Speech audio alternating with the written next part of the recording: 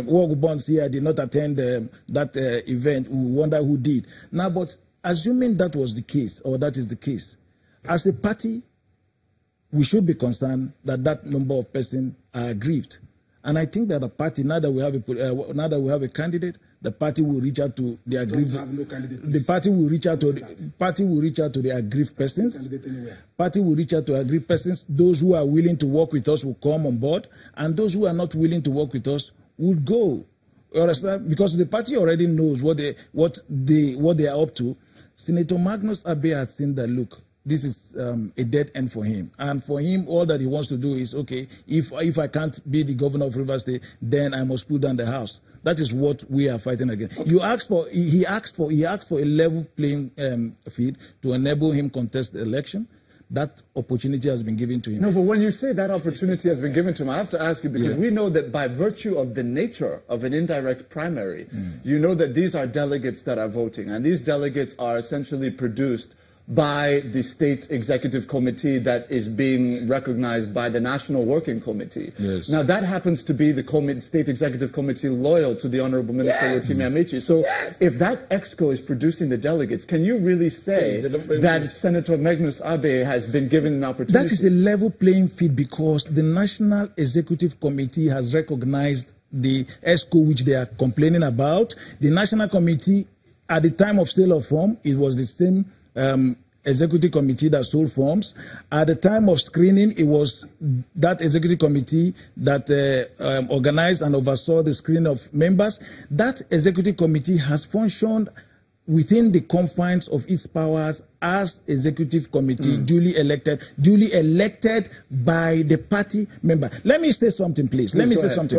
You see, one point that they have refused to bring to the public domain is that the party has a mechanism for dispute resolution.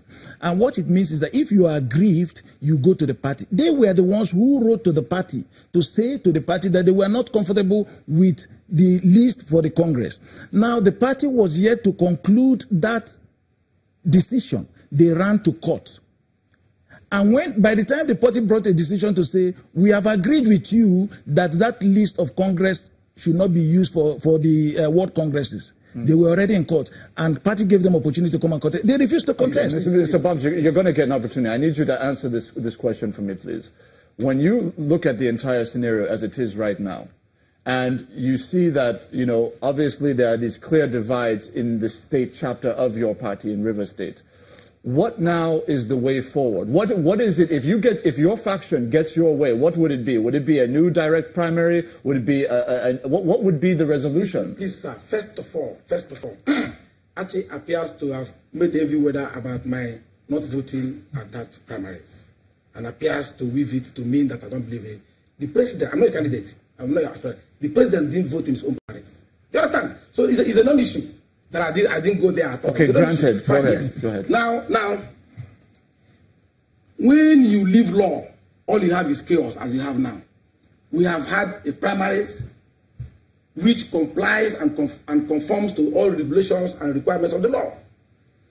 Don't forget that under Oyegun, there was a committee headed by the governor of Plateau State to discuss or recommend whether Oyegun should continue by way of tenure elongation or otherwise.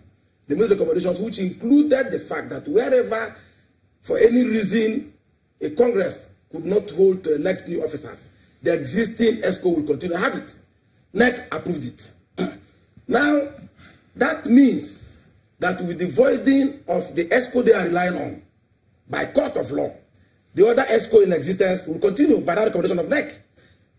Do you understand? No, but you know, I understand. I understand your point. But some other legal minds have argued that even if the subsisting mandatory injunction of May 30th, which was cancelled essentially the Ojukai Flag-Amatri-led EXCO, even if that was granted, even though it's being appealed at the moment, so that's in question. If that was granted, the Peter Odike-led group of the EXCO, that of course is loyal to Senator Magnus Abe, they say that term, that tenure, has expired just like John Oyegun's tenure expired. So is there not a lacuna in terms of no EXCO being established? We must continue to fall back on extant laws and regulations and provisions. If NEC has said You continue until there's a new ESCO. What are you going to do about that? That is the meaning of the Lalong recommendation, which are approved by NEC. Let me explain to you. Hold on. You will respond. Yes. Now, he is talking about everybody should come on board, or there is a candidate. How? From where is the candidate? If you should be curious to be asking, how come people who claim to be Democrat or progressives are afraid of everybody voting and prefer a closed system where hand-picked persons will now vote and call it a level playing field? It is not.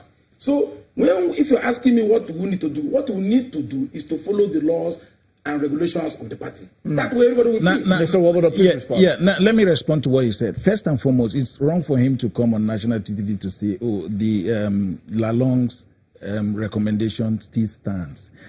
Lalong's recommendation was prior to the Congress.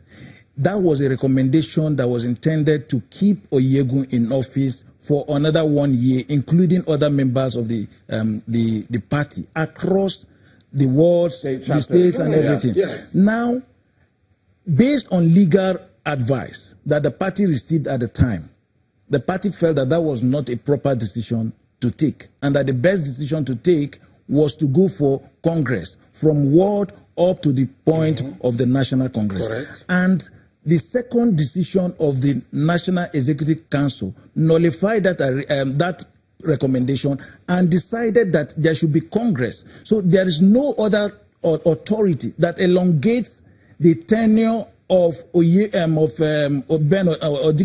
Odike that they are relying on. And a recommendation that has been nullified by NEC and approved a general Congress across the board cannot still be relied to perpetuate illegality and claim that there's an existing body in Rivers State. The only executive body in Rivers State that is recognized by law is the body led by Mr. Ujukaye Flag-Amakra. Hold on, just 1 minute. No, we have to take a very short break. Okay. We will get back to continue this conversation in just a moment. Our viewers, I hope you're enjoying a breakfast, a good conversation. We'll be back in a moment. Please stay with us.